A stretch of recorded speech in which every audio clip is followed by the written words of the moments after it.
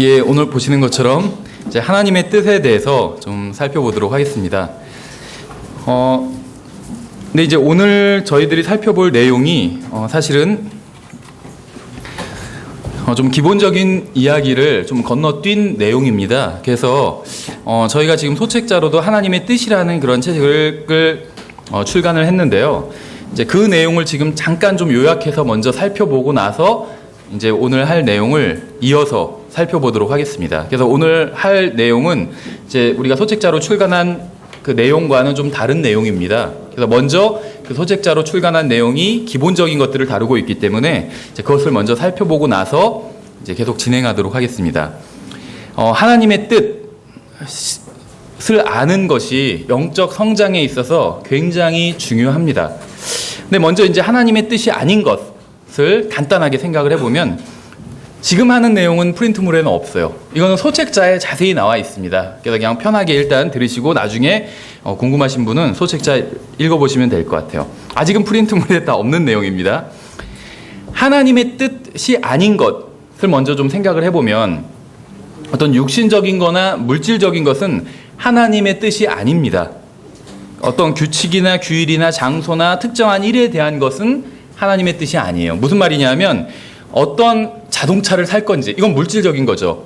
이건 하나님의 뜻과는 무관하다는 것이에요. 어느 집을 살 건지 또 어디에 살 건지 물론 이제 하나님의 뜻과 관련 있는 부분이 있지만 그냥 1차적으로 아주 간단하게 생각하면 아파트에 살 건지 빌라에 살 건지 이건 하나님의 뜻과 무관하다는 것이에요. 그렇죠. 뭐 어느 대학을 갈 건지 뭐 기독교 계통 학교라서 꼭 거길 가야 된다 뭐 이런 것도 하나님의 뜻과는 사실은 무관합니다. 예, 그래서 물질적인 것은 하나님의 뜻과는 무관해요. 대부분은 물론 이제 완벽히 전혀 무관한 것은 아니에요. 왜냐하면 어떤 옷을 입어야 될 건지 이거는 물질적인 거지만 하나님의 뜻과 관련은 있어요. 하지만 어떤 특정한 옷을 반드시 입어야 된다. 예를 들면 몰몬교에선 검은색 옷만 입어야 된다. 이런 건 하나님의 뜻과는 무관하다는 것이죠. 그래서 뭐 너무 짧은 치마를 입어도 그럼 된다. 이것은 또 아니죠. 그것은 하나님의 말씀에 또 단정히 입으라는 말씀이 있잖아요. 그래서 하나님의 뜻과 관련은 있어요. 근데 이제 일반적으로는 어떤 물질적인 것은 하나님의 뜻과는 관련이 없다는 것이요. 그럼 이제 하나님의 뜻에 대해서 좀 생각을 해보면 하나님의 일반적인 뜻이 있습니다. 일반적인 뜻. 예를 들면 하나님께서는 모든 사람들이 무엇을 하기를 원하신다. 이렇게 나오는 것이 있어요. 그래서 하나님께서 원하시는 것과 하나님의 뜻이 관계가 있겠죠. 그래서 성경에선 하나님께서는 모든 사람들이 이것을 하기를 원하신다. 이렇게 나온 것들이 몇 개 있는데 가장 대표적인 것이 구원이죠. 그래서 하나님께서는 모든 사람이 구원을 받고 거기서 그치는 것이 아니라 또 진리의 지식에 이르기를 원하시느니라. 이렇게 성경에 기록되어 있죠. 그래서 하나님의 뜻은 모든 사람들이 구원받는 거예요. 그럼 여기만 해도 칼빈주의가 잘못됐다는 걸 알 수 있죠. 칼빈주의는 선택된 자만 구원받는 거잖아요. 선택되지 않은 자는 지옥에 가는 게 하나님의 뜻이겠죠. 맞지 않잖아요. 하나님께서는 모든 사람이 다 구원받기를 원하십니다. 그래서 모든 사람이 다 구원받을 수 있는 방법을 마련해 주셨어요. 선택된 자든 아니든 상관없이 모든 사람이 구원받을 수 있는 방법. 그건 예수 그리스도를 믿는 거죠. 예수 그리스도를 안 믿는 사람은 지옥에 가는 거예요. 근데 지옥에 가는 사람이라도 거기서 예수 그리스도를 믿으면 지옥에 가지 않고 하늘나라에 가게 되는 것이죠. 이것이 이제 하나님의 뜻이라는 겁니다. 예, 그래서 이것이 이제 하나님의 일반적인 뜻이에요. 근데 이제 좀 더 구체적으로 들어가 보면 하나님의 뜻은 이제 하나님의 허락하시는 뜻, 성경에 나오는 말은 아닙니다. 근데 성경에 이런 말이 나오진 않지만 이제 이런 개념이 많이 나와요. 하나님의 허락하시는 뜻이라는 얘기를 우리가 할 때가 있습니다. 무슨 말이냐면 사실 이 하나님의 허락하시는 뜻 아니면 어떤 사람은 뭐 간접적인 뜻이다 이런 식으로 얘기를 하는데 이건 정확히 얘기하면 하나님의 뜻이 아닌 거예요. 하나님의 허락하시는 뜻, 그래서 하나님의 뜻 같지만 사실은 하나님의 뜻이 아닌 겁니다. 예를 들면 어린 아기가 교통사고로 죽었다. 하나님께서 허락하신 겁니다. 하나님께서 허락하시지 않았다면 참새 한 마리도 땅에 떨어질 수가 없다고 말씀하셨죠. 하지만 하나님께서 기뻐하시는 뜻은 아니라는 거예요. 그렇죠. 어떤 사람이 술 마시고 운전하다가 누굴 차에 치워 죽였다. 그러면 그것은 하나님께서 원하시는 것은 아니었어요. 하지만 하나님께서 허락하셨다는 것이죠. 인간들에게 자유의지를 주셨기 때문에 하나님께서 허락하셨다는 것입니다. 그래서 하나님께서 허락하시는 뜻이 있어요. 근데 이것은 정확히 얘기하면 하나님의 뜻은 아닌 거예요. 그렇죠. 그럼 이제 하나님께서 그 원하시는 뜻, 뭐 직접적인 뜻 이런 식으로 얘기하는 것들이 있습니다. 하나님께서 직접적으로 원하시는 것, 이게 이제 하나님의 뜻입니다.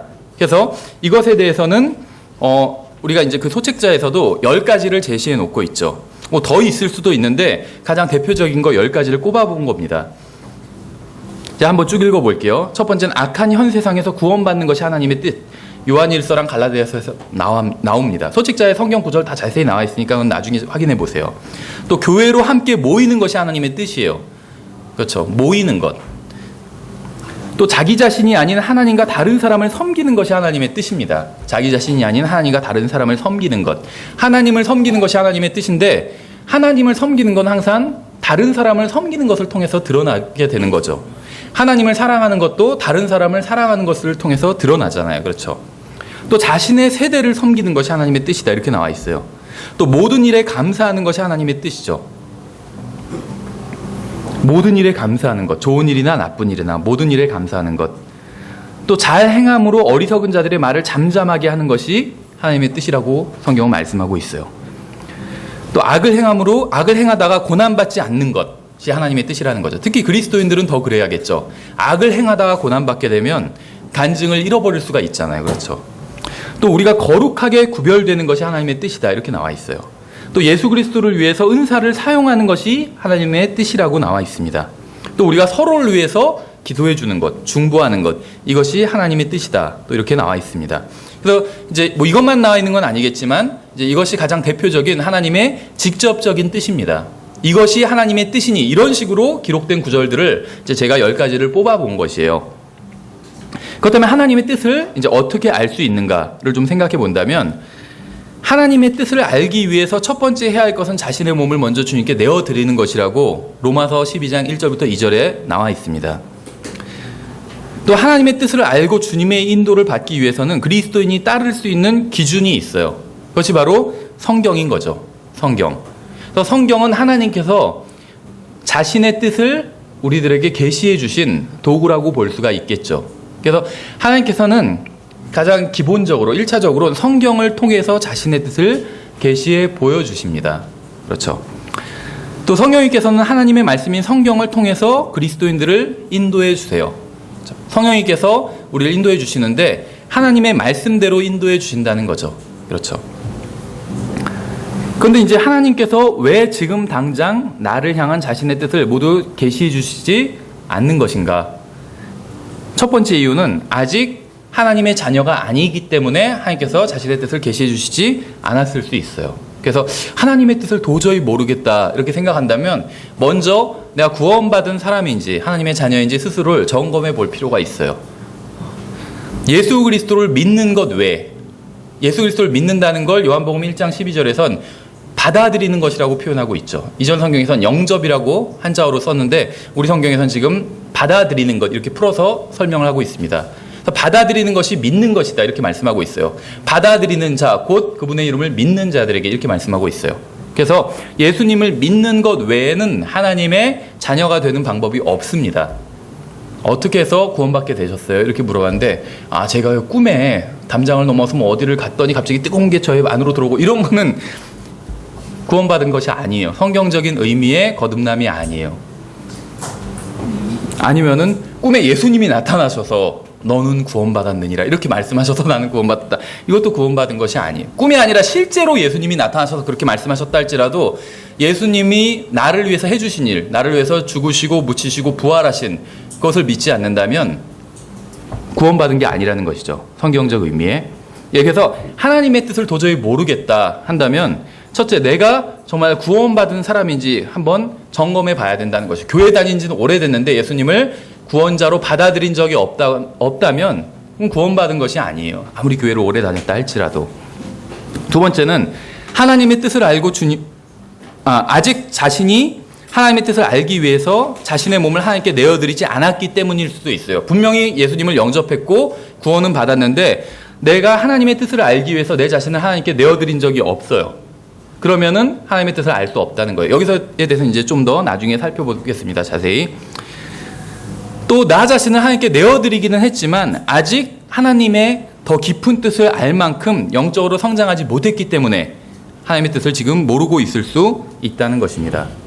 그래서 하나님의 뜻과 관련된 세 가지를 이제 정리를 하면, 먼저 하나님의 뜻을 알아야 돼요. 로마서 12장에서 하나님의 뜻을 알라고 이렇게 말씀하고 있죠. 두 번째는 하나님의 뜻을 아는 것에서 그치는 것은 유익이 없어요. 하나님의 뜻을 행해야 됩니다. 그래서 에베소서 6장 6절에서는 하나님의 뜻을 행하라고 말씀하고 있어요. 골로새서 4장 12절에서는 하나님의 뜻을 온전하게 행하라고 말씀하고 있어요. 하나님의 뜻을 알고 행하고 온전하게 행해야 돼요. 그래서 여기까지가 이제 그 하나님의 뜻에 대한 좀 더 일반적인 이야기입니다. 그래서 이 내용은 소책자에 자세히 나와 있어요. 오늘은 이제 그 다음 좀 우리가 좀 더 생각해 볼 문제에 대해서 이제 살펴보도록 하겠습니다. 그래서 하나님의 뜻을 어떻게 알 수 있는지, 또 하나님의 뜻을 어떻게 행할 수 있는지에 대해서 좀 더 살펴보도록 하겠습니다. 이 주제를 잘 공부하면 신앙생활과 또 영적 성장에 많은 도움과 축복을 받을 수가 있습니다. 그래서 영적 성장에 있어서는 굉장히 핵심적인 주제라고 보시면 돼요. 하나님의 뜻이란 무엇인가? 사람들은 하나님의 뜻이 무엇인지 종종 이제 묻곤 합니다. 그렇죠. 형제님, 하나님의 뜻이 뭘까요? 목사님, 하나님의 뜻이 무엇일까요? 이런 질문을 합니다. 그래서 자신이 처한 상황이 하나님의 인도인지 궁금해해요. 그렇죠. 신앙생활을 제대로 해보고 싶은 사람들은 주님께서 자신이 무엇을 하기 원하시는지 어떻게 아느냐고 물어요. 그렇죠. 내가 무엇을 해야 되는지 어떻게 아느냐, 이렇게 묻는다는 거예요. 여러분은 어떤지 모르겠지만 저는 이 문제로 많은 고민을 했습니다. 제가 구원받은 지 얼마 되지 않았을 때 저는 저를 향한 하나님의 뜻이 무엇인지 알고 싶었어요. 그리고 저는 하나님과 바른 관계에 있기를 원했습니다. 그래서 하나님의 뜻을 행하기를 원했습니다. 이러한 문제로 고민하는 분이 있다면 오늘 공부가 좀 도움이 될 거라고 생각을 합니다. 먼저 하나님의 뜻에 대한 그 세 가지 측면을 좀 살펴보도록 하겠습니다. 첫 번째는 하나님께서 직접 책임을 지고 행하시는 하나님의 뜻이 있다는 거예요. 하나님의 뜻이 있는데 우리와 어떤 면에서는 우리의 실행과 좀 관계없는 것들이 있어요. 무슨 말이냐면 우리의 인생 중에는 우리가 선택한 것도 아니고 우리의 능력 범위를 넘어서는 일들이 있다는 거예요. 내가 한 일이 아닌데 막 이루어지는 일들이 있어요. 이건 분명히 하나님의 뜻과 관련이 있다는 거죠. 예를 들면 우리의 민족이나 인종을 우리가 선택하지는 않았죠. 나 한국 사람으로 태어나겠다, 이렇게 선택하지는 않았습니다. 또 우리의 출생지나 부모도 선택하지 않았어요. 그렇죠. 나는 이 사람에게서 태어나야지, 이렇게 선택한 사람은 없습니다. 이건 하나님께서 뜻하셔서 우리를 지금 우리 부모님 밑에서 태어나게 하신 거예요. 그래서 거기에 원망하면 안 됩니다. 하나님께서 하신 일이에요. 그렇죠. 우리가 선택한 일은 아니라는 겁니다. 어떻게 보면 또 우리의 이웃에 누가 살 것인지, 건강 상태를 어떻게 유지할 것인지, 이런 것도 우리가 선택하지 않았어요. 그렇죠. 난 몸이 좀 아파야겠다, 이래서 아픈 사람은 없습니다. 자기가 선택하지 않았어요. 또 우리의 인생에서 우리가 선택하거나 제어할 수 없는 것들은 수도 없이 많지만 하나님께서 이 모든 것들을 다 주관하고 계시다는 거예요. 그렇죠. 그래서 우리가 할 수 없는 것, 선택하지 않은 것에 대해서는 하나님께서 이렇게 하셨다는 것을 인정하고 받아들여야 된다는 거죠. 이게 이제 첫 번째 측면이에요. 하나님의 뜻과 관련한. 두 번째와 세 번째 측면은 무엇이냐면 주님의 어떤 영적인 계시, 또 그리고 특별한 계시와 관련이 있어요. 여기에 대해서 이제 좀 살펴볼 건데, 이러한 것들은 첫째 것과는 다르게 우리의 책임이 요구됩니다. 하나님께서 우리가 어떤 것을 했으면 좋겠다, 이렇게 뜻을 밝힌 것들과 관련이 있다는 거예요. 우리는 주님께서 내가 무엇을 하기를 원하시는지 생각해야 됩니다. 주님께서 내가 무엇을 하기를 원하실까, 이것을 생각해야 된다는 거예요. 하나님께서는 여러 가지에 대해서 주님의 뜻이 무엇인지 명백하게 밝혀놓으셨어요. 성경에. 하나님께서는 성경을 통해서 우리가 이 세상에서 어떻게 살아야 하는지 그 원칙을 밝히 계시해주고 계십니다. 그래서 하나님께서는 자신의 뜻을 성경에 밝혀주셨는데 대부분의 경우에 있어서는 원칙을 계시해 주셨어요. 원칙을 밝혀주셨어요. 원칙. 그래서 무엇을 하라, 구체적인 말씀도 있지만 그것보다는 큰 원칙들, 정직하게 행하라. 예를 들면 옷차림에 대해서 말씀하시면서도 뭐 무릎이 10cm 치마는 안 된다, 이런 말씀은 없어요. 단정하게, 정숙하게 입으라, 이렇게 원칙을 제시해주고 있다는 거죠. 예를 들면 에베소서 4장 28절에 프린트물에 나와 있어요. 이렇게 돼 있죠. 도둑질을 한 자는 더 이상 도둑질을 하지 말고 오히려 노동을 하며 궁핍한 자에게 줄 수 있도록 자기 손으로 선한 것을 할지니라. 이거는 이제 좀 그 원칙에서 넘어서서 구체적으로 제시해주고 있는 거죠. 그래서 하나님께서는 자신의 뜻을 성경에 원칙으로 이제 계시해 놓으시다가 또 이런 경우에 구체적으로 말씀하시는 경우가 있다는 겁니다. 하나님의 뜻이 굉장히 분명하죠. 도둑질 하지 말라고 말씀하고 있잖아요. 이것은 성경을 통해 드러난 하나님의 뜻입니다. 그렇죠.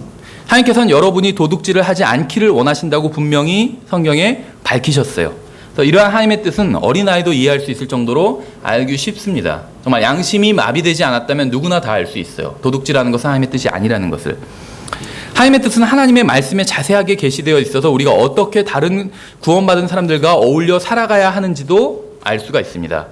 구원받은 사람들과만 잘 어울려 사는 것이 아니라 또 믿지 않는 사람들이나 국가 권력에 대해서는 또 우리가 어떻게 대응해야 되고 반응을 해야 되는지에 대해서도 성경에 자세하게 나와 있어요. 그래서 우리는 성경을 읽고 믿고 실행하면 되는 것이죠. 구원받은 사람이 침례를 받는 것이 하나님의 뜻일까요? 오늘 침례식이 있는데 성경은 이 문제에 대해서 무엇이라고 말씀하고 있을까요? 하나님의 뜻은 하나님의 말씀인 성경에 나와 있어요. 제가 성경적인 지역교회에 그 회원으로 참여하는 것이 하나님의 뜻일까요? 하나님의 뜻은 하나님의 말씀에 나와 있어요. 그렇죠. 저는 어떻게 하나님의 뜻을 알 수 있을까요? 어떤 비밀스러운 것을 알아내려고 노력할 필요가 없습니다. 다 공개되어 있어요. 성경에. 그렇죠. 하나님의 말씀을 읽으면 됩니다. 그러면 하나님의 뜻을 알 수가 있어요. 기도하는 마음으로 하나님의 말씀을 읽으면 돼요. 기도하는 마음으로. 순종하는 마음으로 하나님의 말씀을 읽으면 됩니다. 순종하는 마음으로. 주님 말씀하십시오. 제가 주님 말씀을 듣겠습니다. 이런 마음으로 하나님의 말씀을 읽으면 하나님의 뜻을 알 수 있다는 거예요. 또 체계적으로 연구하면서 읽으면 하나님의 말씀을 알 수 있습니다. 하나님의 뜻이라는 것이 나온 구절들을 다 정리해보면 또 하나님의 뜻을 알 수가 있겠죠. 이것이 이제 체계적으로 연구하면서 성경을 읽는 것이겠죠. 그러면 대부분의 경우에 하나님의 뜻은 매우 분명하게 드러납니다. 하나님의 뜻이 무엇인지 구하던 것에 이제 답을 얻게 된다는 거예요. 하나님께서는 제가 구원받기를 원하실까요? 거듭나기를 원하실까요? 침례받기를 원하실까요? 성경적인 지역교회 회원으로 참여하기를 원하실까요? 하나님께서는 제가 복음을 전하기를 원하실까요? 주님의 말씀을 다른 사람들에게 전하기를 원하실까요? 주님의 사역을 재정적으로 지원하기를 원하실까요? 이러한 질문에 대한 답변은 성경에 굉장히 분명하게 나와 있습니다. 대부분의 경우에 있어서 하나님의 뜻을 알기 위한 방법은 성경을 믿는 마음으로 읽는 것이요. 또 성경을 읽고 찾아보고 연구하는 것입니다. 잠언에는 좀 더 실행적인 진리들이 많이 있습니다. 우리는 잠언을 통해서 이 약한 세상에서 하나님의 지혜를 따라 걷는 법을 배울 수가 있어요. 그런데 성경에 나와 있지 않은 부분에 대해 하나님의 뜻을 알고 싶은 경우가 있어요. 그렇죠? 성경의 모든 것들이 다 나와 있는 것은 아니에요. 다만 우리가 알아야 될, 우리에게 필요한 것들은 다 나와 있지만 모든 것들이 다 나와 있지는 않다는 것이죠. 하나님께서는 자신의 뜻과 관련해서 성경의 세부적인 사항을 자세하게 기록해 놓으시기보다는 원칙을 제시해 주셨어요. 그래서 하나님께서는 우리가 따라 걸을 수 있는 원칙을 주시면서 가끔씩 구체적인 예를 이제 제시하시는 경우가 있습니다. 예를 들면 주님께서 저를 아프리카 선교사로 부르셨는지 그 여부를 어떻게 알 수 있을까요? 실제로 그런 분 뭐 많이는 아니지만 여러 분 봤어요. 하나님께서 자기가 뭐 아프리카 선교사로 가기를 원하신다. 아니면 어디 선교사로 가기를 원하신다. 중국 선교사로 가기를 원하신다. 이렇게 주장하는 분들을 많이 봤어요. 하나님께서 원하시진 않지만 나는 그렇게 갈 거다. 이렇게 얘기하는 사람은 못 봤어요. 하나님께서 원하셔서 하나님의 뜻이 자기가 뭐 중국 선교사 아니면 아프리카 선교사로 가는 것이다. 근데 그게 하나님의 뜻인지 어떻게 아냐는 거죠. 제가 선교사로 가는 것이 제 인생을 향한 하나님의 뜻일까요? 이렇게 어떤 구체적이고 특정한 문제에 대한 하나님의 뜻이 무엇인지 어떻게 알 수 있을까요? 이런 경우 하나님의 뜻은 어떤 공식에 따라서 기계적으로 나오는 것이 아님이 분명합니다. 그렇죠? 왜냐하면 하나님의 뜻은 기본적으로 성경에 나와 있는데 성경에서 모든 사람들이 다 아프리카 선교사로 가야 된다 이렇게 나와 있지는 않잖아요. 그렇죠? 그래서 모든 사람에 대해서 어떤 기계적으로 하나님의 뜻이 딱 떨어지는 것은 아니라는 것이에요. 일단 그러나 이제 다음의 사항들을 점검해 보면 하나님의 뜻을 알 수가 있어요. 그래서 우리가 이제 앞에서 살펴본 것은 일단 성경에 직접적으로 나오는 하나님의 뜻에 대해서 살펴봤죠. 소책자도 이제 거기에 대해서 주로 다루고 있어요. 근데 이제 그 이유에 대해서 이제 오늘 좀 얘기를 해보려는 것입니다. 구체적인 경우에 있어서 이것이 하나님의 뜻인지 알 수 있는 4가지 점검 사항들을 살펴보겠습니다. 먼저 요한복음 7장을 보면 하나님의 뜻에 대한 아주 중요한 말씀이 나와요. 요한복음 7장에 보면 16절부터 프린트물에 있습니다. 예수님께서 그들에게 대답하여 이르시되 내 교리는 내 것이 아니요 나를 보내신 분의 것이니라. 어떤 사람이 그분의 뜻을 행하려 하면 그 교리가 하나님에게서 왔는지 혹은 내가 스스로 말하는지 알리라. 이렇게 말씀하고 있어요. 근데 어떤 사람이 그분의 뜻을 행하려 하면 이렇게 말씀하고 있죠. 그래서 첫 번째, 만일 여러분이 하나님의 뜻을 행하려는 마음이 없다면 주님께서는 왜 여러분에게 자신의 뜻을 알려주어야 하는 걸까요? 만일 여러분이 주님을 기쁘시게 하려는 마음을 가지고 있다면 주님께서는 자신의 뜻을 여러분에게 알려주실 것입니다. 하나님의 뜻을 알기 위해서 우리가 가장 먼저 해야 할 일은 먼저 우리의 마음을 살펴서 자신이 하나님의 뜻을 행하려는 마음을 가지고 있는지를 점검해 보는 것이에요. 만일 하나님께서 자신의 뜻을 오늘 여러분에게 보여주신다면 여러분은 하나님의 뜻을 바로 실행할 마음을 가지고 있나요? 무슨 말인지 아시겠어요? 우리가 앞에서 살펴본 것은 하나님의 일반적인 뜻, 성경에 직접적으로 나온 뜻에 대해서 살펴봤죠. 그런데 어떤 것들은 성경에 나오지 않은 것도 있어요. 가장 대표적인 것이 예를 들면 내가 스페인의 선교사로 가는 것이 하나님의 뜻인가? 중국의 선교사로 가는 것이 하나님의 뜻인가? 이건 성경에 나오지 않아요. 그렇죠? 그런데 성경에 나오는 하나님의 뜻이 있어요. 그러면은 성경에 나오는 하나님의 뜻을 내가 먼저 행할 마음이 있는가? 이걸 살펴봐야 된다는 거예요. 그걸 행할 마음이 없다면 성경에 나오지 않은 하나님의 뜻을 하나님께서 왜 알려주셔야겠냐는 거예요. 하나님의 뜻에는 성경에 나온 것이 있고 성경에 나오지 않은 것도 있습니다. 어떤 사람은 하나님의 뜻에 따라서 중국 선교사로 간 사람이 있어요. 그렇죠. 근데 그 사람이 중국의 선교사로 간 것은 성경에 나와 있지는 않아요. 그렇죠. 성경에 이우진은 중국 선교사로 갈지니라 이런 말은 없어요. 근데 어떤 사람은 분명히 하나님의 뜻에 응답해서 그렇게 선교지로 간 사람도 있다는 거예요. 자기 멋대로 가서 그냥 마음대로 산 것이 아니라 자기 인생을 주님께 드리고 거기서 주님께서 원하시는 삶을 산 사람들이 교회사 또 선교사 책에 보면 많이 나와 있어요. 이 사람들은 하나님의 뜻을 정확하게 분별해서 그대로 산 것이거든요. 그래서 가치 있는 인생을 산 거예요. 그럼 이 사람들은 어떻게 해서 그렇게 할 수 있었을까요? 어떻게 해서 그런 확신을 가지고 하나님께서 내가 거기를 가지기를 원하신다 이런 확신을 가지고 갔는데 어떻게 해서 그런 확신을 가지고 갔을까요? 그냥 자기 그냥 멋대로 생각한 그런 생각일까요? 아니에요. 이 사람들이 그런 확신을 가질 수 있었던 하나님의 뜻을 확실히 분별해낼 수 있었던 비결은 무엇이냐 하면 하나님께서 성경을 통해서 주신 그 하나님의 뜻을 순종했던 거예요. 그러니까 하나님께서는 그 다음에 또다시 자신의 뜻을 구체적으로 그 사람의 마음속에 성령님을 통해서 비춰주신 거예요. 이건 개별적인 거라는 것이죠. 이것은. 여러분이 하나님의 뜻을 행할 의도가 없다면, 그럴 마음이 없다면 하나님께서는 여러분에게 자신의 뜻을 보여주지 않으실 거라는 겁니다. 예를 들면 만일 하나님께서 오늘 여러분에게 여러분이 아프리카로 가서 복음을 전하기를 원하신다는 것을 명백하게 보여주신다면 여러분 아프리카로 가시겠어요? 정말 강한 확신을 주신다. 오늘 밤에 하나님께서 여러분 마음에 아주 강렬한 확신을 주신다면 아프리카로 가시겠냐는 거예요. 예를 들면 양털을 꺼내놓고 여기에 그 비가 하나도 안 왔는데 이게 흠뻑 젖어 있으면 그걸 보여주시면 여러분 집에 있는 모든 옷이 갑자기 다 젖어 있어요. 그러면 그게 하나님의 뜻이라는 걸 만약에 보여준다면 아프리카로 가시겠냐는 거예요. 갈 것 같아요? 안 갈 사람이 많을 거예요. 그래서 하나님께서는 그런 뜻을 안 보여주시는 거예요. 왜 안 갈 사람이 많다고 제가 말씀드리는 줄 아세요? 하나님께서는 복음을 전하라고 하셨어요. 여러분 주변에서. 그렇죠? 안전하잖아요. 근데 그것도 안 하는데 왜 그 사람을 아프리카로 보내시겠어요? 낭비지 그거는. 그렇죠? 무슨 말인지 아시겠죠? 성경에 명백하게 나온 하나님의 뜻을 순종한다면 하나님께서는 성경에 나오지 않은 하나님의 뜻도 알려주실 거라는 거예요. 근데 우리가 그것도 순종하지 못하는데 더 구체적인 걸 알려달라고 하고 있는 거예요. 하나님께서 알려주실 수가 없다는 거예요. 기본적인 것도 안 됐는데 어떻게 알려주시겠어요? 더 구체적인 것들을. 여러분이 하나님의 뜻을 행할 마음을 가지고 있지 않다면 하나님께서 왜 자신의 뜻을 여러분에게 보여주셔야 하겠냐는 거예요. 하나님께서는 주님의 뜻을 행하고자 하는 마음이 전혀 없는 사람에게 주님의 뜻을 보여주셔야 될 의무를 가지고 있지 않습니다.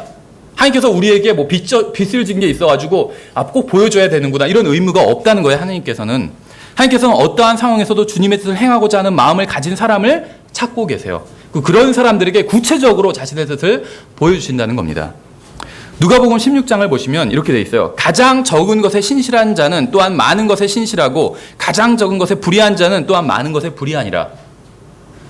이게 직접적으로 이제 하나님의 뜻과 관련 있는 것은 아니겠지만 이 말씀의 어떤 논리를 아시겠어요?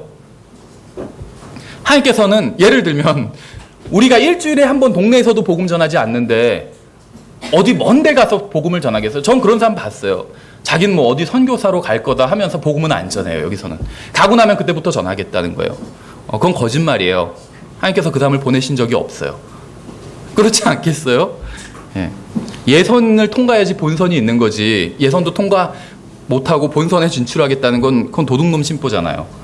여기서 하나님 섬기지도 않아. 어떤 분 자기 목회를 하겠대요. 근데 교회에서는 지금 섬기는 게 전혀 없어요. 그럼 그 사람이 갑자기 어느 날 목사가 돼서 섬길 수가 있을까요? 그건 하나님의 방법이 아니라는 겁니다. 우리가 아직 알지 못하는 주님의 뜻에 순종할 마음이 있는지 그렇지 않은지 어떻게 알 수 있을까요? 우리가 이미 알고 있는 것에 순종하고 있는지 그렇지 않은지를 보면 알 수 있다는 거예요. 작은 것에 신실한 사람이 많은 것에 신실하다고 했잖아요. 작은 것에 불의한 사람이 많은 것에 불의하다고 말씀하고 있어요. 그렇죠. 우리는 앞서 살펴본 것처럼 성경에는 하나님의 뜻이 나와 있습니다. 우리는 성경을 보고 하나님께서 원하시는 게 무엇인지 알 수 있어요. 우리는 이미 하나님의 뜻이 무엇인지 알고 있는 것도 있습니다. 그렇죠. 하나님의 뜻을 아는 것도 있고 모르는 것도 있어요. 그렇죠. 우리는 이미 알고 있는 하나님의 뜻을 실천하면서 살고 있나요?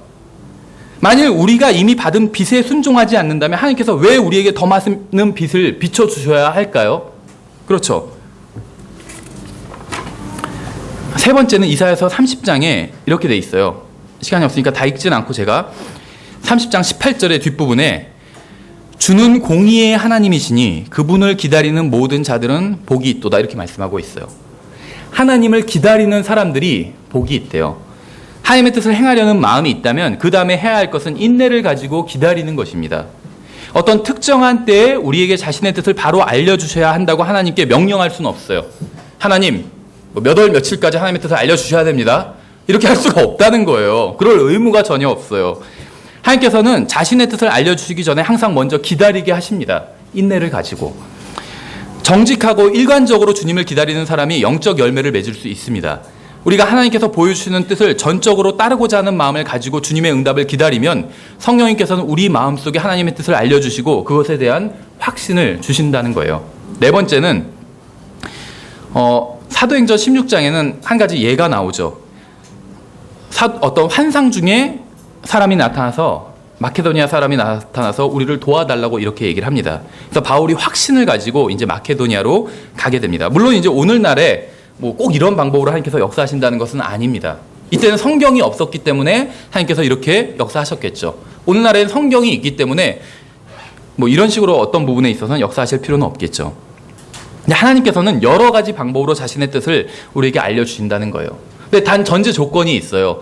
먼저 하나님의 말씀에 기록된 것에 순종해서 그 뜻에 따른다면 그 이후에 이제 그건 성경에 나오는 거죠. 성경에 나오는 하나님의 뜻에 따른다면 이제 성경에 나오지 않는 하나님의 뜻에 대해서도 인도를 해주시는데 그것은 먼저 성경에 나온 하나님의 뜻에 순종할 때 하나님께서 성경에 나오지 않은 것에 대해서도 알려주신다는 거예요. 그렇죠. 성경에선 복음을 전하라고 말씀하고 있어요. 그럼 복음을 열심히 전해요. 그러면 그 다음에 하나님께서는 정말 어디에 선교사로 가야 될지 그것을 알려주실 거라는 거예요. 그렇죠. 마음에 확신을 주시고 상황을 열어주시고 여러 가지를 통해서. 근데 성경에 있는 건 순종하지도 않는데 그런 걸 하나님께서 열어서 보여주지는 않으실 거라는 겁니다. 그렇죠. 여러분은 여러분의 인생을 향한 하나님의 구체적인 뜻을 알고 싶으신가요? 이건 각 사람마다 다르죠. 성경에 나와 있지 않은 부분도 있다는 거예요. 그렇다면 먼저 하나님의 뜻을 행하고자 하는 마음을 가지고 있어야 돼요. 그래야지 알려주신다는 거예요. 알려주시면 내가 들어보고 좋으면 하고 싫으면 안 해야지. 이러면 절대 안 알려주세요. 그것을 하겠습니다. 무조건 하겠습니다. 제가 보기에 좋아 보이든 나빠 보이든 그것을 하나님께서 하나님의 뜻을 알려주시면 그대로 순종하겠습니다. 그러면 알려주실 거예요. 근데 들어보고 한번 들어볼게요. 말씀이나 한번 해보세요. 말씀 안 해주세요. 그러면은. 그리고 주님께서 자신의 뜻을 보여주실 때까지 인내를 가지고 기다려야 됩니다. 그리고 이미 알고 있는 하나님의 뜻을 행해야 돼요. 이미 알고 있는 하나님의 뜻을 행해야 돼요. 이게 굉장히 중요합니다. 하나님께서는 여러분이 이미 알고 있는 것도 행하지 않는다면 결코 더 구체적인 새로운 것을 알려주지 않으실 거예요. 이건 너무나도 당연한 거예요. 그렇죠. 수학도 기본적인 걸 다 배우고 나서 이제 구체적인 걸 배우지 뭐 구체적인 걸 기본적인 걸 모르는 사람이 어떤 전문적인 걸 배울 수가 없어요. 그렇죠. 마찬가지라는 거죠. 그리고 마지막으로 하나님께서 그분의 때에 그분의 방법대로 그분의 뜻을 알려주시도록 해야 된다는 거예요. 그렇다면 하나님의 뜻을 행하는 것이란 무엇일까요? 우리가 이제 지금까지 하나님의 뜻을 아는 것에 대해서 생각해 봤는데, 이제 하나님의 뜻을 행하는 것에 대해서 좀 살펴보도록 하겠습니다. 대부분의 그리스도인들이 하나님의 뜻을 행하는 것에 있어서 실패하고 있어요. 따라서 우리는 어째서 우리가 하나님의 뜻을 행하지 못했는지 그 원인을 좀 이제 살펴봐야 됩니다. 하나님의 뜻을 행하는 것에 실패하는 세 가지 원인을 이제 살펴보면, 첫 번째는 불신 때문에 하나님의 뜻을 행하지 못하고 있습니다. 한마디로 하나님의 말씀을 믿지 못하기 때문에 하나님의 뜻을 행하지 못하는 거예요. 이건 너무나도 당연하죠. 예를 들면 하나님의 뜻은 모든 사람이 구원받는 거라고 성경에 나와 있죠. 그런데 하나님의 말씀을 믿지 못하기 때문에 구원받지 못하는 거예요. 그렇죠. 다른 이유 때문에 구원받지 못하는 것이 아니라. 그래서 불신 때문에 하나님의 뜻을 행하지 못하는 겁니다. 비단 구원뿐만 아니라 다른 모든 문제에 있어서 마찬가지예요. 우리는 하나님의 뜻대로 하는 게 가장 좋다고 진정으로 믿고 있습니까? 하나님의 뜻대로 하는 게 가장 좋다고? 우리는 진심으로 하나님의 뜻대로 하는 게 최선의 선택이라고 믿고 있습니까? 하나님의 뜻을 따르는 게 가장 좋은 선택이라고 진심으로 믿고 있어요? 하나님의 뜻은 하나님의 영광과 관련이 있고 이것은 우리에게 가장 큰 유익을 주는 것입니다. 우리는 이러한 고백이 성경적이라고 생각을 해요. 그렇죠? 하나님께서 하라고 하는 대로 하는 것, 이것이 가장 좋은 것이다. 이 말이 성경적이라고 우리는 알고 있어요. 그렇죠? 그런데 이러한 고백대로 하는 게 현명한 결정을 한 것이라고 진심으로 믿느냐 하는 것은 전혀 별개의 일이라는 거예요. 무슨 말인지 아시겠어요? 예를 들면 복음을 전하는 건 하나님의 뜻이죠. 그리고 그렇게 하는 게 좋은 거죠, 가장. 그렇게 아는 것과 실제로 내가 복음을 전하는 건 별개의 일이에요. 그렇게 알고는 있지만 나가서 복음을 전하려고 하니까 시간이, 그 시간에 차라리 내가 뭐 딴 거 하나라도 더 하는 게 내 개인 발전에도 좋고 이런 생각이 들 수도 있다는 거예요. 아는 것과 행하는 것은 별개의 거라는 것이죠. 우리가 머리로 아는 것과 진심으로 믿고 실행하는 것은 완전히 다른 일입니다. 하나님께서 계획하신 것은 가장 좋은 것이요. 하나님께서 우리의 인생을 향해 계획하신 것도 가장 좋은 것입니다. 우리가 머리로만 그렇게 생각하는 게 아니라 진심으로 그렇게 믿고 우리의 인생을 향한 주님의 뜻을 따르는 것이 중요해요. 만약 머리로는 하나님의 뜻이 가장 좋은 것이라고 생각하면서 실제로는 그렇게 따르지 않는다면 그거는 하나님을 믿는 게 아니에요. 머리로 그렇게 생각하는 것은 믿는 것이 아니라는 거예요. 그렇죠? 사탄은 하나님께서 주신 것은 사실 가장 좋은 것은 아니라고 이불을 속였습니다. 하나님께서 어떤 말씀을 하셨지만 그대로 하는 것은 좋지 않다고 이불을 설득한 거예요. 마귀가 인간에게 한 첫 번째 거짓말은 오늘날에도 수없이 반복되고 있어요. 마귀는 방법을 바꾸지 않았어요. 근데 인간은 여전히 속고 있는 거예요. 불신은 모든 죄의 근원입니다. 모든 죄는 불신으로부터 나와요. 여러 가지 다양한 죄가 있는 것 같지만 모든 죄는 결국 하나님의 말씀에 대한 불신으로부터 나옵니다. 하나님의 뜻을 알면서도 그대로 행하지 않는 것은 결국 불신 때문이에요. 참된 믿음은 하나님께서 말씀하신 대로 행하는 것입니다. 그리고 이러한 믿음만이 하나님께 기쁨이 됩니다. 누가복음 17장에선 우리의 믿음을 증대시켜 주소서 사도들이 이렇게 구했죠. 이건 굉장히 좋은 기도입니다. 여러분도 이것을 구해야 돼요. 우리는 기도로 하늘의 신선한 공기를 들이마십니다. 또 우리는 하나님의 말씀을 섭취해요. 성경을 읽기를 통해서. 그리고 우리가 섭취한 그 말씀을 순종함으로 소화를 시킵니다. 우리가 하나님의 뜻을 행하지 못하는 둘째 원인은 교만과 시기와 영적 야망 때문이에요. 이 세 가지 악은 자신을 부인하는 게 아니라 자신을 사랑하기 때문에 나오는 죄입니다. 여러분의 마음 상태는 어떤가요? 교회에서 어떤 일은 자신이 하기에 너무 하찮은 일이라고 생각한 적은 없으신가요? 자신은 좀 더 그럴듯해 보이는 일을 해야 한다고 생각하지는 않으신가요? 다른 사람 앞에서 드러나는 일. 너무 하찮은 일을 하는 것은 자신을 향한 하나님의 뜻이 아니라고 생각하신 적은 없으신가요? 하나님께서 내가 좀 더 위대한 일을 하기를 원하신다고 생각한 적은 없으신가요? 만약 사람들이 하나님의 뜻을 행하는 것에, 많은 사람들이 하나님의 뜻을 행하는 것에 실패합니다. 왜냐하면 이 교만과 시기와 영적 야망으로 인해서 실패한다는 거예요. 중요한 것은 우리가 얼마나 많은 은사를 가지고 있느냐가 아닙니다. 성경은 그걸 중요하다고 말씀하신 적이 없어요. 중요한 것은 우리가 받은 은사의 많고 적음이 아니라 우리가 받은 은사로 우리가 무엇을 했느냐예요. 그래서 잘 아시는 구절이죠. 한 달란트 가진 사람이 그걸 쓰지 않았어요. 그렇죠? 그 사람이 한 달란트 가진 건 문제가 아니었어요. 주님께서 너는 왜 한 달란트뿐이 없니? 쟤는 10달란트나 있는데. 그렇게 말씀하지 않았어요. 그건 주님께서 주신 거기 때문에. 왜 그 한 달란트를 사용하지 않았는지 그걸 책망하셨다는 거죠. 그렇죠? 작은 은사를 가진 것은 문제가 아니었습니다. 그 작은 은사를 사용해서 주님을 섬길 수 있었기 때문이에요. 그렇죠? 많은 사람들이 하나님의 뜻을 행하지 않고 있습니다. 왜냐하면 하나님께서 다른 사람에게 주신 것과 같은 은사를 자신에게 주지 않았다는 이유로 하나님을 섬기지 않기 때문이에요. 나도 저렇게 섬기고 싶은데 나는 저 은사가 없으니까 하나님을 섬길 수 없구나 이렇게 생각한다는 거예요. 근데 그 은사는 없을지 몰라도 다른 은사를 하나님께서 주셨어요. 그렇죠. 그럼 그걸 사용해서 섬기면 된다는 거예요. 근데 자기가 봤을 때 저 사람 은사는 그럴듯해 보이는데 내 은사는 별로 하찮아 보여요. 그래서 하나님을 그 시기 때문에 하나님을 섬기지 않는다는 것이 하나님의 뜻을 행하는데 실패하고 있다는 것이죠. 하나님의 뜻을 행하지 못하는 세 번째 이유는 무엇이냐면 가장 어떻게 보면 핵심적이고 본질적인 이유인데 하나님에 대한 사랑이 없기 때문입니다. 누가복음 7장에 프린트물에 있죠. 그분께서 이르시되 빚을 준 어떤 사람에게 빚진 사람 둘이 있어 하나는 500데나리온을 빚지고 다른 하나는 50데나리온을 빚졌는데 그들이 전혀 갚을 것이 없으므로 빚을 준 사람이 두 사람 다 너그러이 용서해 주었나니 그런즉 내게 말해 보아라 그들 중에 누가 그를 더 사랑하겠느냐 하시거늘 시몬이 대답하여 이르되 내 생각에는 그가 많이 용서를 해준 사람이니이다 하니 그분께서 그에게 이르시되 내가 옳게 판단하였도다 하시고 믿음은 가장 좋은 것이기 때문에 하나님의 뜻을 행하겠다고 말합니다. 그런데 사랑은 하나님을 사랑하기 때문에 하나님의 뜻을 행하겠다고 말해요. 하나님에 대한 믿음이 충만한 사람은 하나님의 뜻이 가장 좋은 것이기 때문에 하나님의 뜻을 행하지만 하나님에 대한 사랑이 충만한 사람은 하나님을 사랑하기 때문에 하나님의 뜻을 행한다는 거예요. 우리는 얼마나 하나님을 사랑하고 있나요? 여러분이 하나님의 뜻을 행하는 만큼 하나님을 사랑하고 있는 거예요. 여러분은 하나님을 얼마나 사랑하고 있어요? 성경은 더 많은 용서를 받은 사람이 더 많이 사랑한다고 말씀하고 있죠. 더 많은 빚을 졌던 사람이 더 많이 사랑한다고 말씀하고 있어요. 여러분은 500데나리온을 빚진 사람인가요? 아니면 50데나리온을 빚진 사람인가요? 어떤 사람이에요? 둘 다 아니에요. 우리는 500, 50 이렇게 계산할 수도 없을 정도로 많은 빚을 진 사람이었어요. 우리는 이루 말할 수 없이 큰 용서를 받은 사람입니다. 따라서 우리는 하나님을 매우 사랑해야 돼요. 그렇죠. 하나님께서 원하시는 것과 우리가 원하는 것이 서로 다를 때 무엇을 선택하시겠습니까? 우리가 원하는 것을 선택하면 우리의 영적 성장은 중단되고 성령님은 근심을 하십니다. 그렇죠.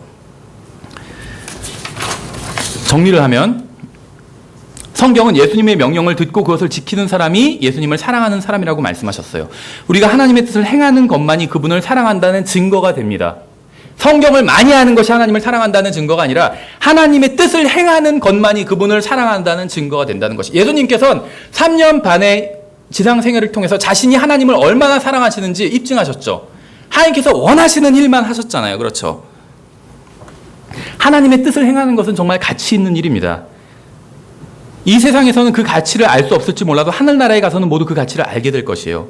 여러분이 하나님께서 성경을 통해서 여러분에게 알려주신 하나님의 뜻을 행하면 여러분은 어둠 가운데 걷지 않고 빛 가운데 걷는 것입니다. 하나님의 뜻을 아는 것은 어떠한 축복이 있다고 아는 것이에요. 하나님의 뜻을 단순히 머리로 아는 것은 어떠한 축복이 있다라는 것을 아는 것이에요. 하나님의 뜻을 행하는 것은 그 축복 가운데 걷는 것입니다. 하나님의 뜻이 실제로는 아무런 유익을 주지 못한다는 말은 마귀의 거짓말일 뿐이에요. 하나님께서는 여러분을 인도해 주시기 원하십니다. 하나님께서는 인생의 길을 아시는 분이세요. 하나님께서는 직접 인간의 몸으로 이 세상에 오셔서 인생의 길을 걸으셨습니다. 그래서 그분은 우리를 어떤 길로 인도해야 할지 잘 알고 계세요. 성경에는 하나님의 뜻이 무엇인지 기록되어 있습니다. 하나님께서 원하시는 바로 그것이 무엇인지 정확하게 기록되어 있어요. 하나님께서는 믿는 사람들 안에 성령님을 보내주셨습니다. 성령님께서는 우리가 하나님의 뜻을 행할 마음이 있다면 하나님의 뜻을 행하면서 살도록 도와주실 겁니다. 우리가 이 세상의 나그네 길을 걷는 동안 예수님께서는 우리와 동행해 주신다는 사실은 정말 엄청난 축복입니다. 구원받고 예수 그리스도를 개인적으로 알아가는 것은 정말 놀라운 일입니다. 주님을 알고 주님과 동행하는 것은 엄청난 특권이에요. 하나님의 뜻을 알고 그것을 행하는 것은 인생을 낭비한 것도 아니고 인생을 망쳐버린 것도 아니에요. 오히려 내 뜻대로 하는 것이 내 눈에 좋아 보일지 몰라도 실제로는 인생을 망쳐버리고 낭비한 것이라는 것이죠. 하나님의 뜻대로 사는 것, 성경대로 사는 것은 인생을 낭비한 것이 아니라 인생을 가장 제대로 산 것이고 가장 가치 있고 고귀하게 사용한 것입니다. 하나님의 거룩한 영께서 여러분을 도와주셔서 여러분이 하나님의 뜻을 행하며 살게 되기를 바랍니다. 그래서 여러분의 소중한 인생을 가장 가치 있게 사용하게 되기를 바랍니다. 예.